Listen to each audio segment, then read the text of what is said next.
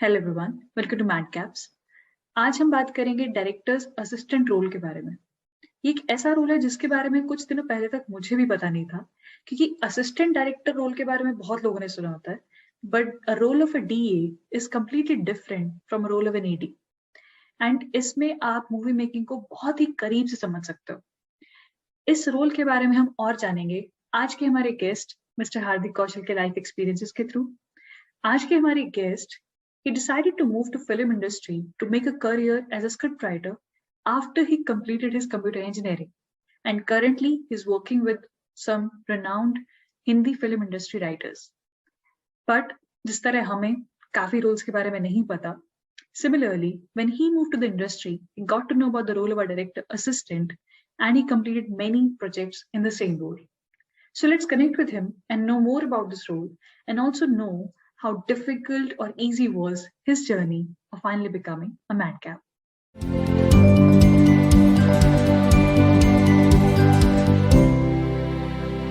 Welcome Hardik, welcome to Madcaps. Thanks a lot for joining in. मैं जब list बना रही थी सारे क्रिएटिव रोल्स की अलग अलग इंडस्ट्रीज में, तो मेरे दिमाग में ये था कि यार फिल्म इंडस्ट्री के रिलेटेड डेफिनेटली कोई ना कोई रोल मुझे इंक्लूड करना चाहिए इस सीरीज में, क्योंकि ये ऐसी इंडस्ट्री है ना, दूर से देखो तो बहुत ऐसे लगती है चकाचौंध वाली, पर इसमें सोचो कि करियर बनाए तो कैसे बनाए, सक्सेस रेट क्या है, प्रोफेशनल ग्रोथ क्या है, वो कुछ नहीं पता।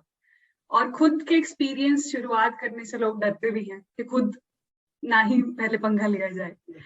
पर फिर जो मेरे दिमाग में सबसे पहले नाम आया वो था हार्दिक कौशल, कि हाँ फिल्म इंडस्ट्री के बारे में अगर मुझे कोई रोल कवर करना है, definitely I want you to join this series, and thanks a lot for doing this and agreeing to do this. And so why don't we start with a quick description of your role? Who is the director's assistant? So basically I work as a DA, so director's assistant, और एक होता है assistant to director. तो जो director assistant होता है कि मतलब वो he's a kind of a left hand of the director. कि for example कोई वेब सीरीज है या कोई let's say कोई वेब सीरीज है, तो वेब सीरीज किस तरीके की दिखेगी, ठीक है। फॉर एग्जांपल वेब सीरीज अच्छा इस जॉनर की है तो नेटफ्लिक्स पे ऐसी कोई वेब सीरीज देखो तो वहां से स्क्रीनशॉट निकालो, अच्छा ऐसा उसका रंग होगा, ऐसा उसका कैमरा ट्रीटमेंट होगा, तो वो सारा काम डीए का होता है। मतलब बेसिकली क्रिएटिव प्रोसेस में इन्वॉल्व होना डीए का काम होता है, ठीक है। एडी का जो काम होता है, AD is into more logistics की अच्छा ये इक्विपमेंट इतने बजे आ जाएंगे, एक्टर इतने बजे आ जाएगा, जूनियर इतने बजे आ जाएगा, तो वो जितना भी लॉजिस्टिक का काम है, ये शॉर्ट को इतना टाइम लगेगा, वो सारा एडी डील करता है। डीए काफी ज्यादा मतलब क्रिएटिव प्रोसेस में इन्वॉल्व होता है। मतलब फॉर एग्जांपल जब शूट करते हैं तो ऐसे मॉनिटर होता है, मॉनिटर पे सब सीन दिख रहा होता है, तो मतलब आसान भाषा में बोला जाए कि डीए को बस डायरेक्टर के ऐसे कंधे से कंधा मिला के खड़ना है वहां पे कि अच्छा सर ये हो रहा है। मतलब उसको सब पता है कि वो फ्रॉम द मतलब जब कुछ भी नहीं है डायरेक्टर के पास, मतलब जब एक आइडिया एक राइटर के पास आइडिया आया, उसने डायरेक्टर को अप्रोच किया, ठीक है, तो डायरेक्टर एक डीए हायर करेगा, तो वो स्क्रैच से लेके जब तक एक फिल्म बन जाती, जब तक फिल्म का बनना, ठीक है, एक्टर लॉक होना, स्क्रिप्ट लॉक होगी, फिर एक्टर लॉक होना, फिर क्रू लॉक होना, वो तब तक डीए उसके साथ रहता है। मतलब क्रू लॉक हुआ, फिल्म बनी, और फिल्म के बाद जो पोस्ट का काम है, अच्छा जी यहाँ पे ग्राफिक्स आएंगे, अच्छा यहाँ पे डब होगा, वो सारा डीए का काम। मतलब DA from A to Z तक डीए होता है, तो उसको फिल्म मेकिंग का प्रोसेस समझ आ जाता है। काफी ज्यादा इंटरेस्टिंग रोल है। मतलब एडी और डीए में डिफरेंशिएट करें तो एडी इज असिस्टेंट डायरेक्टर और डीए एडी होता है असिस्टेंट। हाँ, एडी का मतलब एक फर्स्ट एडी होगा, ठीक है, फिर सेकंड एडी आ जाएगा, फिर सेकंड आ जाएगा, फिर थर्ड एडी आ जाएगा, तो उनकी एक टीम बन जाती है, ठीक है। डीए बस थोड़ा सा डीए से कभी जो मतलब लो बजट के शूट्स होते हैं उसको सेकंड एडी का काम भी दे देते हैं। फॉर एग्जांपल लेट्स से कि अच्छा भाई तू जूनियर संभाल ले, ठीक है, जूनियर एज इन की एक क्लासरूम का सीन है तो उसमें स्टूडेंट्स हैं तो कहीं और से हैं तो जूनियर है, उनको कोऑर्डिनेट करना, उसको छोटे शूट्स पे उसको सेकंड एडी का मतलब काम सौंप दिया जाता है कि भाई तू सेकंड एडी कर ले। वैसे डीए बस क्रिएटिविटी में घुसता है, उसको आप सेट पे पूछ सकते हैं भाई इस शॉट पे कितना टाइम लगता है, अच्छी बात है अगर पता हो, लेकिन उसका काम नहीं है, वो बोलेगा कि देखो आप फर्स्ट एडी या सेकंड एडी से जाके, तो एक है क्रिएटिव प्रोसेस। मतलब आपकी विजन, अच्छा डायरेक्टर हो तो आपकी विजन एक्सपैंड होगी, आप और फिल्में देखो, जितनी ज्यादा फिल्में देखोगे उतने ज्यादा अच्छे रेफरेंसेस लेकर आओगे, तो फिर डायरेक्टर भी कुछ होगा कि अच्छा अच्छी फिल्में देख रहे हैं तो मतलब ही वांट्स टू वर्क, ठीक है, इज अ हार्ड वर्किंग गाय। तो वो एक डीए का मतलब प्रोसेस होता है। मतलब बेसिकली अगर डिफरेंशिएट करो, DA is very much into creative process and AD is into logistics. Usually होता है ना कि हर क्रिएटिव इंसान की लाइफ में एक मोमेंट जरूर होता है जब उनको पता लगता है कि हाँ इस चीज में मैं बेहतर हूँ, इसमें मैं अच्छा हूँ और आसपास के लोग इसकी तारीफ करते हैं, तब रियलाइज होता है कि हाँ इस चीज में मैं शायद कुछ आगे और प्रोग्रेस कर सकता हूँ। तो आपकी लाइफ में वो मोमेंट स्पेसिफिकली क्या था? अभी फिलहाल तो मतलब डीए मेरे को, मतलब फ्रेंकली मैं बताऊं, डीए का तो मेरे को पता भी नहीं था। ठीक है कि डीए भी होता है कुछ। ठीक है, वो यहाँ बॉम्बे आया था, पता लगी अच्छा डीए भी कुछ होता है। पहले तो एडी एडी सुना था। तो जब मैं नया नया डीए करने लगा तो मेरे को डायरेक्टर ने बोला कि रेफरेंसेस निकाल दे, ये निकाल दे, वो निकाल दे। तो अब मैं इनपुट इंडस्ट्री था, एज अ राइटर बनने तो मैं आया ही था इस इंडस्ट्री में। तो फिल्में मैं बहुत ज्यादा देखता था। ठीक है, नॉट एट ऑल इंडिया ना Hollywood, but through out the world जितनी भी फ्रेंच ये वो सिनेमा, तो मैं बहुत देखता था। तो मैंने 8 रेफरेंसेस वहां से निकाल के दे दिए, मेरे को जितना जितना याद था। मेरी लिस्ट बनी होती थी एक फिल्मों की, जब वहां से मैं यहाँ से आ सकते हैं, यहाँ से आ सकते हैं, तो मैंने स्क्रीनशॉट्स लगा के उसको पीपीटी दे दी। ठीक है, पीपीटी बना के उसको दे दी। तो उसने बोला कि ये पहले किया है क्या डीए का? मैं कहा नहीं, मैंने आपको बताया कि मैंने तो कभी किया नहीं। मैं कहा मैं फिल्में काफी ज्यादा देखता हूँ, तो उससे पता लग गया। तो वहां पे उसने बोला कि यार नहीं, गुड वर्क यार, तो कर, तो इसको कर। तो बस धीरे धीरे चीजें सीखता गया।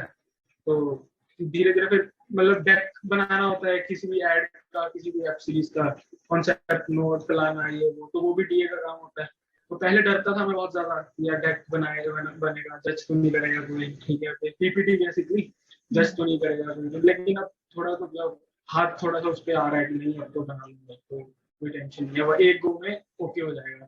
जैसे आप डीए का रोल बता रहे हो, तो वो एक फ्रीलांसर टाइप एक हायरिंग होती है, उसकी एक परमानेंट जॉब अपॉर्चुनिटी भी होती है, जैसे किसी प्रोडक्शन हाउस में परमानेंट जॉब अपॉर्चुनिटी हो जाता है। मतलब अगर आप पे डिपेंड करता है कि अरे प्रोडक्शन हाउस में अगर आपने डीए करना है कि नहीं, इन हाउस डीए, ठीक है, वो आपकी मर्जी है। अगर आपको एज फ्रीलांस डीए करना है तो वो आपकी मर्जी है। ठीक है, तो मतलब अच्छा, मतलब मैंने एक चीज नोटिस किया कि अगर डीए करना है तो आप एक नए डायरेक्टर के साथ डीए करो जिसका पहला प्रोजेक्ट।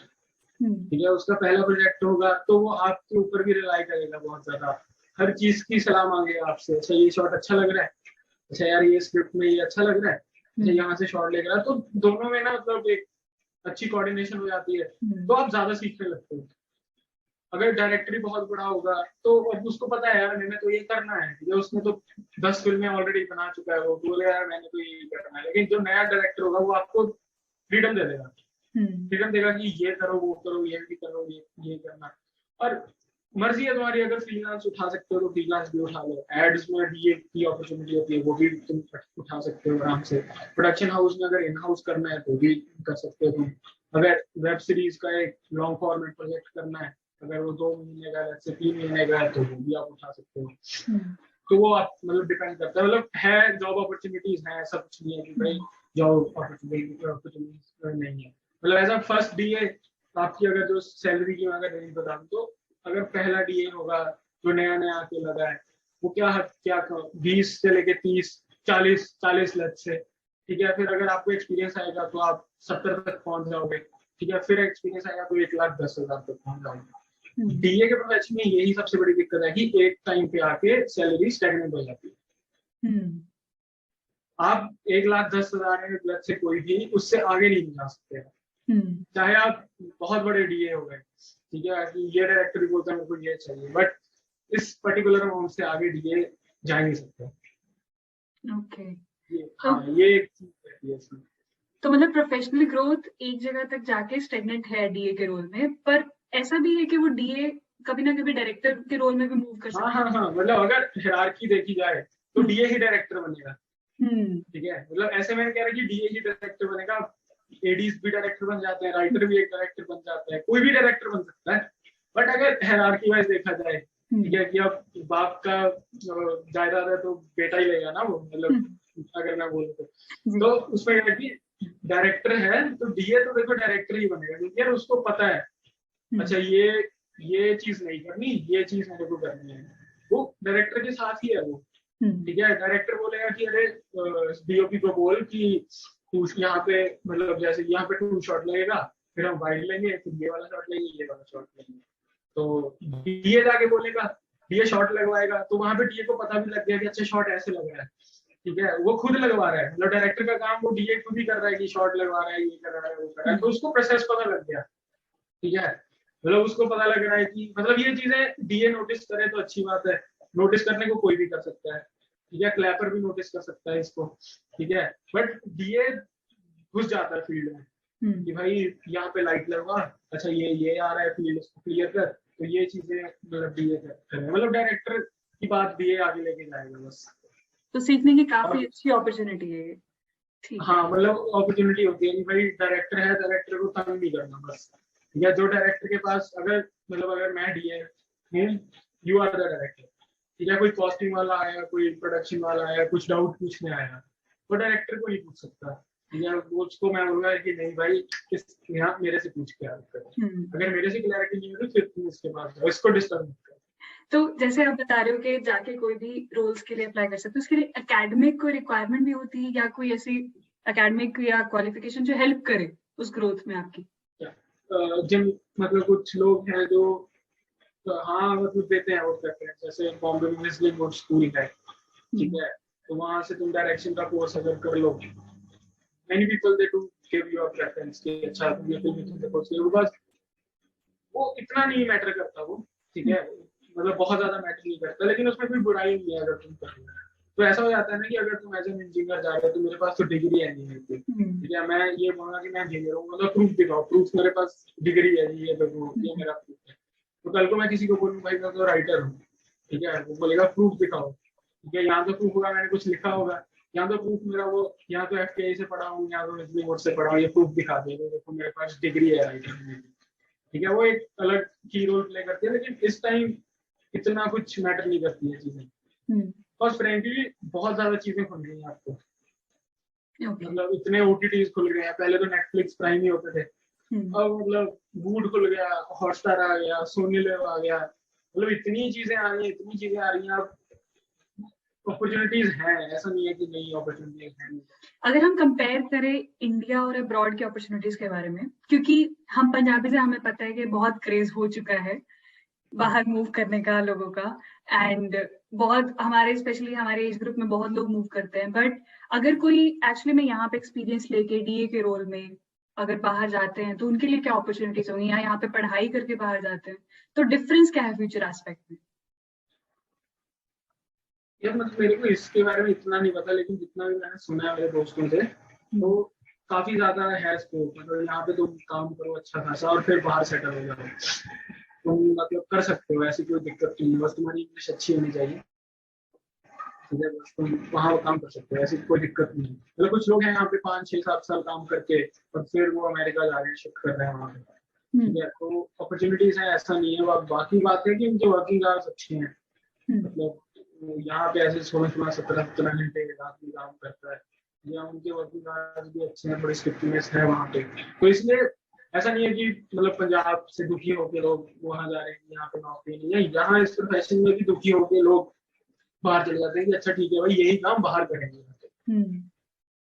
काफी लोग हैं, मतलब अच्छे खासे लोग हैं जिन्हें अच्छी अच्छी फिल्में कर रखी हैं, वो लोग भी सोचते हैं, उनके दिमाग में भी आते हैं कि चलते हैं, तो मतलब यहाँ पे एक्सपीरियंस लेके आप वहाँ पे यूज कर सकते हो?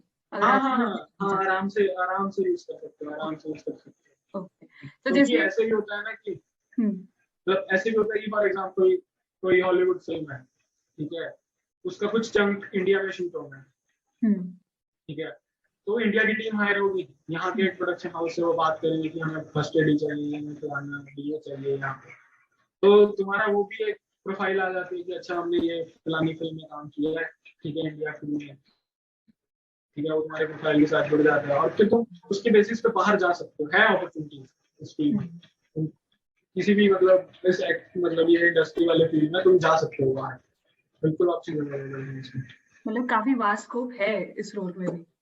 तो जैसे अगर यूजुअली होता है ना कि हमारी इंडियन सोसाइटी में जब भी कोई क्रिएटिव चीज होती है या ऐसी चीज होती है जिसके बारे में कम बात होती है, तो यूजुअली उसके बारे में हवा बनने लग जाता है या मिथ्स बनने लग जाती है, कुछ ऐसे वहम क्रिएट कर दिए जाते हैं आसपास सोसाइटी में।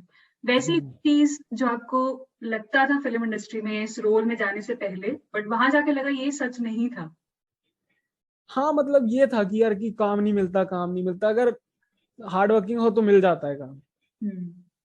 हाँ मतलब ये लगता था कि यार बहुत स्ट्रगल है, ठीक है, ये मतलब पता नहीं क्या क्या बातें होती थी कि भाई स्ट्रगल है, फलाना नहीं है, ये नहीं है। देखो अगर मतलब पैशन है, हार्ड वर्क करते हो, तो चाहे टैलेंट जीरो हो, हम्म। ठीक है, बट अगर हार्ड वर्क कर रहे हो ना यार, तुम्हें नहीं छोड़ता कोई। हम्म। ठीक है, मतलब मैं इतने लोगों को जानता हूँ कि जो यहाँ पे आए थे, अब 2 साल में यार वो बंदा एसोसिएट प्रोड्यूसर बन गया है। ठीक है, मतलब उसको सब जानते हैं, मतलब जिस बंदे का नाम लो उसको अप्रोच करता है वो, हमारी उम्र का ही है वो, क्यों? बिकॉज वो हार्ड वर्क किया है उसने। हम्म। ठीक है, मतलब ये राइटिंग वाला प्रोसेस थोड़ा सा लंबा चला जाता है, ठीक है, इसमें थोड़ा सा टाइम लगता है, लेकिन एज अ डीए तुम भाग रहे हो, सेट पे काम कर रहे हो, तुम दिख जाता है हम्म। कि अच्छा भाई ये काम कर रहा है। ठीक है, अगर तुम बैठे रहोगे तो कोई नहीं बुलाएगा तुम्हें। ठीक है, ये हुआ था कि यार काम नहीं मिलता, काम नहीं मिलता, क्या करेगा तू वहां जाके, कि क्या होगा, क्या कर लोगे, ये कर लोगे ना, काम मिलेगा देखो। हम्म। ठीक है, थोड़ा सा टाइम लगता है लेकिन मिलता है काम। ये एक मिथ थी मेरे, मतलब जब मैं आने से पहले, कि भाई बहुत स्ट्रगल है, बहुत स्ट्रगल है, ये है वो है। वो हम्म। अलग तरीके का स्ट्रगल होता है, उसको इंजॉय कर लो, बट काम मिलता है। ये भाई है मिथ की नहीं मिलता, बट मिलता है, ये मैं स्ट्रांगली कह सकता हूँ ये। बहुत इंपॉर्टेंट क्वेश्चन है मेरे लिए भी जानने के लिए कि 4 साल की इंजीनियरिंग, उसमें भी हाँ हाँ। ऑब्वियसली इंजीनियरिंग में जाना इतना इजी तो नहीं होता। पहले जेई की तैयारी हम्म होती है, +1 +2 में दिमाग खराब होता है, माँ बाप की आशाएं जुड़ जाती हैं, रिश्तेदारों के भी साथ में जुड़ जाती हैं। और हम्म फिर जब इंजीनियरिंग के बाद डिसीजन लिया जाए कि नहीं मुझे तो फिल्म इंडस्ट्री में जाके काम करना है और हम्म। ऐसे ऐसे फ्यूचर मैंने गोल सेट किए हैं, तो तब वो एक ट्रिगर पॉइंट क्या था लाइफ में जिसके कारण स्पेसिफिकली आपने सोचा कि नहीं मुझे यही डिसीजन लेना है? और साथ में coming from an Indian family, family का हम्म। रिएक्शन क्या था और आपने कैसे डील किया उसके साथ? यार फैमिली का तो रिएक्शन अभी भी वैसा ही है, जो जब मैंने बोला था कि मेरे को जाना है। ठीक है, उनको समझ नहीं आता डीए डूए क्या है, मतलब राइटिंग तो फिर खैर समझ आ जाता है। हम्म। ठीक है, बाकी ट्रिगर पॉइंट मेरे लिए यार यही था कि एक तो मैं बुक्स बहुत पढ़ता था हम्म। कॉलेज में। ठीक है, हम्म। और मैं थर्ड फोर्थ क्लास से शुरू से ही थिएटर देखता आ रहा था। ठीक है, मतलब हाँ मतलब शुरू से ही घर में भी लिटरेचर का माहौल, किताबें, लाइब्रेरी बनी रहती थी घर में, प्लेस व्लेस देखने जाता था, तो एक मतलब एक इंक्लिनेशन तो थी थिएटर की तरफ या बुक्स की तरफ। ठीक है, तो बाद में पढ़ने लगा, और फिर मैंने रियलाइज किया कि नहीं यार, मतलब फिल्में ही बनानी है मेरे को, मतलब फिल्में लिखनी है मेरे को। ठीक है, एक वो होता है ना कि मतलब चाहे वो एक 22-23 ईयर ओल्ड के दिमाग में ये चीज आती है कि if you want to bring a change, art is the only distant possibility that can bring a change peacefully. Hmm. ठीक है, तो एक वो थॉट लेके मैं था कि नहीं यार, कुछ अलग ही करना है। हम्म। तो वो एक ट्रिगर पॉइंट था मेरे लिए कि नहीं भाई, अब क्या कब तक यही चीजें करता रहूंगा, बट वो चीज जरूरी थी। तो जैसे आप बता रहे हो, तो जैसे एक डीए का रोल जो होता है वो प्री प्रोडक्शन से लेके पोस्ट प्रोडक्शन सारा टाइम वो हाँ। डायरेक्टर्स के साथ होता है। तो हम्म। आपका स्पेसिफिकली उसमें कोई स्पेसिफिक पार्ट जो आपका फेवरेट है? फेवरेट यार, उसमें पोस्ट का काम करना अच्छा है, मतलब जो ग्राफिक्स वाफिक्स बनते हैं। ठीक है, वो कभी बोरिंग हो जाता है, लेकिन एक होता है ना कि डेक बनता है, जब पीपीटी बनती है तो उसमें मूड बोर्ड होता है। हम्म। ठीक है, तो मूड बोर्ड बनाना होता है, तो मेरे को मूड बोर्ड बनाना बहुत अच्छा लगता है। वो मेरे को बहुत अच्छा लगता है, क्योंकि ये कहाँ वहां से फिल्में विल्में देख के, ठीक है, वो स्क्रीनशॉट्स चिपकाने। ठीक है, मूड तो बोर्ड है? वो मेरे को, मूड बोर्ड इस फिल्म का मूड कैसा होगा। ओह। हाँ ठीक है, फिल्म का मूड कैसा है, तो वो मूड बोर्ड बनाना मेरे को बड़ा मतलब अच्छा लगता है। तो मेरे को हेल्प भी उसने किया कि अपनी फिल्म का मूड बोर्ड मैंने खुद ही डिजाइन किया, नहीं तो किससे पूछते। तो वो हम्म। मूड बोर्ड बनाना बड़ा मतलब अच्छा लगता है, बाकी सेट पे भी रहना बड़ा अच्छा है। ठीक है, कभी कभी हेक्टिक हो जाता है काम वो, बट मजा आता है। ऑब्वियसली जब इतनी ट्रांजिशन हो रही होती है लाइफ में, आप इंजीनियरिंग करते हो उसके बाद आप फिल्म हम्म इंडस्ट्री में जाते हो, वहां जाके शुरू में स्ट्रगल होता ही है और सब कुछ इतनी आसानी से तो नहीं मिलता। तो ऐसे ही हम्म। पूरी जर्नी के थ्रू कभी एक पॉइंट आया जब लगा हो यार पंगा ले लिया, इंजीनियरिंग के जॉब जैसे बाकी सब लोग नॉर्मल जॉब्स में जा रहे थे चले जाते, इतना इशू नहीं उठाना पड़ता, but still something that made you keep going? ये डीए के टाइम नहीं आया, मतलब जब ऐसे सोचा कि राइटर बनूंगा ना, तो दो फिल्म लिख रहे थे मैं और मेरा दोस्त। तो फिल्म बनाते बनाते क्या हुआ कि खुद ही लिख रहे हैं और खुद ही तारीफ कर रहे हैं, अरे क्या लिख लिया है यार, ये तो बड़ा अच्छा है, तो बड़ा अच्छा है। बट सबसे जरूरी बात थी किसी को दिखाएं, ठीक है, जो हमें लगे कि हमसे तो बेटर है यार, ये हमसे तो इसको ज्यादा पता है, ठीक है। तो कभी कभी क्या होता है कि वो बंदा नहीं मिलता। अगर हर बंदा ही तारीफ कर रहा है तुम्हारी फिल्म की, तो इसका मतलब है कि बकवास है, कुछ तो बकवास है, कि अरे पहले गो में तो नहीं अच्छी आएगी ये फिल्म, ठीक है, उसने अरे बहुत अच्छी लिखी, बहुत अच्छी लिखी है।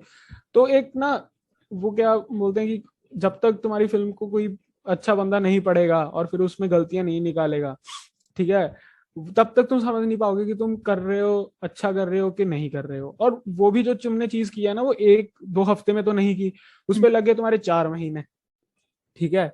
वो 4 महीने का टाइम उस पर चला गया, और जब तक कोई बंदा नहीं मिल रहा है, कोई मेंटर नहीं मिल रहा जो तुम्हें बताए कि अरे ये चीज गलत है, ये चीज गलत है, तो वहां पे एक बंदा सोचने लगता है कि यार कोई मिल तो नहीं रहा, अब जो कर रहे हैं क्या सही कर रहे हैं क्या, दिमाग भी खराब कर रहे हैं 4-5 महीने लगा के। मेंटर मिलने की बहुत बड़ी प्रॉब्लम होती है राइटिंग में, ठीक है। डीए का तो क्या है कि डीए किसी भी चीज के लिए आंसरेबल नहीं होता, ठीक है, मतलब कुछ भी, मतलब फकअप हो गया अगर वहां पे सेट पे, डीए बहुत कम चीजों के लिए आंसरेबल होगा, ठीक है। उसका काम है बोलना कि ये कर दो, ठीक है, उसने कर दिया। अगर उसमें कुछ गंदा वंदा है तो डीए की गलती नहीं है कि वो गंदा है, ठीक है, वो जिसने लगाया है उसकी गलती है कि भाई गंदा है, ठीक है, डीए आंसरेबल नहीं होगा। बट इधर राइटिंग वाले प्रोसेस में फ्रस्ट्रेशन हो जाती है कभी कभी कि मेंटर नहीं मिल रहा, तुम्हें पता नहीं लग रहा कि अच्छा तुम सही लिख रहे हो कि गलत लिख रहे हो। अब जब पता नहीं लग रहा कि सही लिख रहे हो गलत लिख रहे हो, तो तुम सोचते हो कि पॉइंट क्या है फिर, ठीक है।